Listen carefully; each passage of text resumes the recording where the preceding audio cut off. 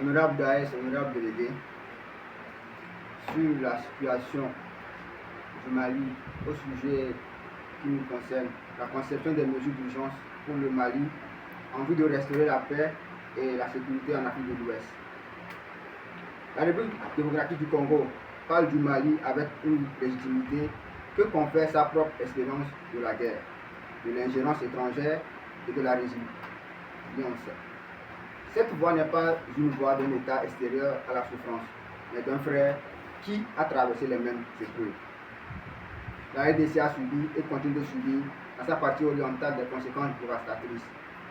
Et à cet effet, cette expérience douloureuse confère à la RDC une compréhension intime des mécanismes de déstabilisation étatique et une autorité morale pour plaider en faveur des solutions africaines coordonnées, alliance, sécurité, justice, développement et respect de la souveraineté. Fort de cette expérience, la RDC soumet au Conseil la position claire et opérationnelle sur 7 axes suivants.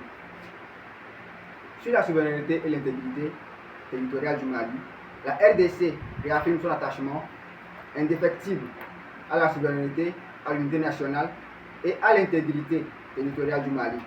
Toute solution doit être conçue et mise en œuvre avec les autorités maliennes légitimes, conformément à l'acte constitutif de l'Union africaine. Sur la protection des civils et de l'accès humanitaire, la RDC exige la levée immédiate et conditionnelle du blocus de Bamako, un accès humanitaire complet, sûr et sans entrave à toutes les populations dont le besoin est demandé. Toutes les formes de violence sexuelle liées au conflit sont condamnées avec la plus grande fermeté. La protection immédiate des écoles, des hôpitaux et des infrastructures civiles est appelée et leur utilisation militaire est condamnée. Sur la justice et la lutte contre l'impunité, la RDC, partie du statut, réaffirme la compétence de la Cour pénale internationale pour enquêter et poursuivre les auteurs présumés des crimes de guerre et des crimes contre l'humanité au Mali depuis 2012. Le Mali est tenu d'honorer ses obligations internationales et à coopérer pleinement. La RDC demande au Mali de reconsidérer la décision de retrait, la fermeture immédiate des centres de détention secrets et l'accès sans entrave des observateurs indépendants des droits humains. Sur le dialogue politique et le retour à l'ordre constitutionnel, la reprise urgente d'un dialogue politique inclusif sous l'égide de la CEDEAO et de l'Union africaine, mais sous l'égide de l'AES et de l'Union africaine est appelée. Les autorités maliennes sont exhortées à publier sans délai un calendrier.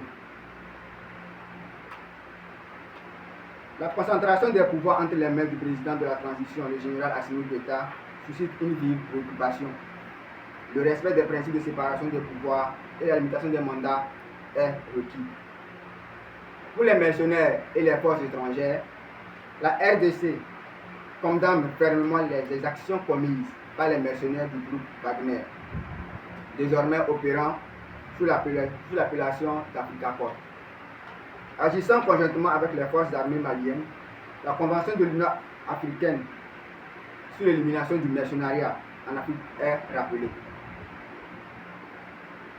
Pour la coopération régionale, la RDC appelle au renforcement immédiat de la coopération sécuritaire entre le Mali et les États voisins. Une stratégie régionale globale sous l'égide de l'AES et de la CEDEAO et de l'Union africaine. La RDC est favorable au déploiement d'une force internationale de stabilisation sous commandement africain. La Commission de l'Union africaine est invitée à présenter des propositions concrètes pour renforcer la force conjointe. Sur les sanctions ciblées, la RDC soutient le renforcement du régime des sanctions établies. Des mesures restrictives sont demandées à l'encontre des individus et entités qui entravent le processus de paix. La RDC aborde cette section avec la conviction profonde que la crise malienne ne saurait être résolue par les seules armes. La paix durable exige la justice, le dialogue inclusif le retour à l'ordre constitutionnel, la solidarité régionale, la fin de l'impunité et la réaffirmation des principes fondateurs de l'Union africaine. Le silence ou l'action ne saurait être des options face à l'urgence et la gravité de cette situation. La RDC réaffirme sa foi inébranlable en la capacité de l'Afrique à surmonter les défis lorsque ces États agissent dans l'unité, la solidarité et le respect mutuel. Le Mali mérite un engagement total.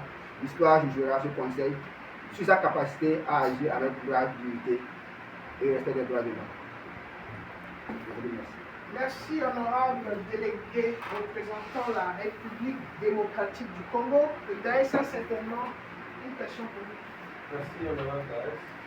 Daïs surpris que ce soit l'honorable délégué représentant la République démocratique du Congo qui parle de la question de la limitation des mandats, alors que le chef d'État de la République démocratique du Congo est en passe de faire un troisième mandat. C'est quand même assez surpris. Cette position se demande si l'honorable délégué a réellement pris la pleine mesure de cette déclaration. Là, je voudrais savoir où voulait que l'honorable délégué pour la RDC nous donne le nom de deux groupes terroristes institutionnels. Monsieur le Rab Daïs, les groupes qui sévissent au Mali, nous avons le FMMA, Force Malienne. Nous avons aussi Vous avez dit FM, vous connaissez le FMMA.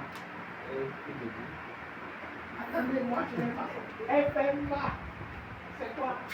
FMA, c'est ça? Non, les gars, je veux comprendre. C'est FMA. FMMA. FMMA.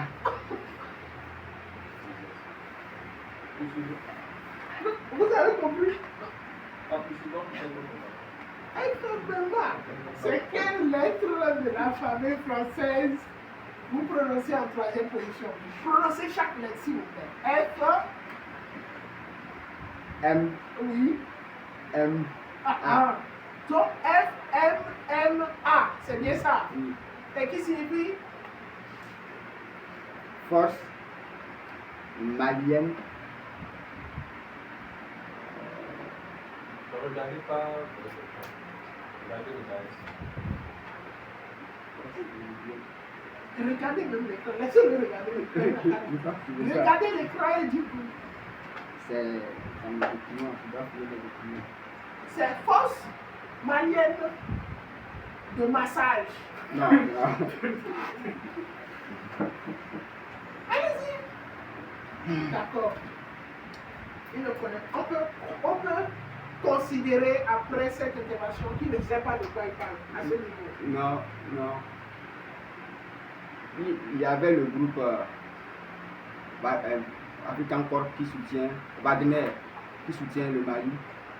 Il y a qui combat le groupe d'Al-Qaïda. Quelle est la question du Daïs? De citer deux groupes armés qui combattent au Mali.